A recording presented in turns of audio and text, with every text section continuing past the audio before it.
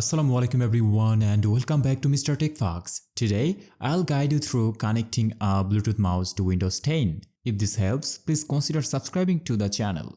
Let's get started. First of all, turn on Bluetooth on your computer. Normally, click on the Start menu and then select Settings. And here, click on Devices.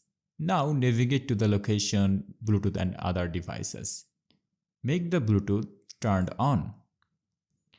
And click on Add Bluetooth or other device. Now click on Bluetooth. On the other hand, power on your Bluetooth mouse. Switch on your Bluetooth mouse and make sure it's in pairing mode. Most Bluetooth mice have a small button to activate pairing mode. Hold it down until you see a blinking light.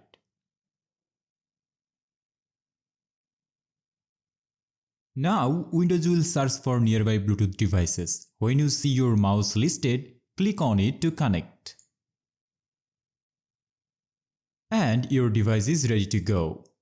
And that's it. You have successfully connected your Bluetooth mouse to Windows 10. If you found this tutorial helpful, please consider subscribing to Mr. TECHFOX for more quick tech tips. Thanks for watching and see you in the next video.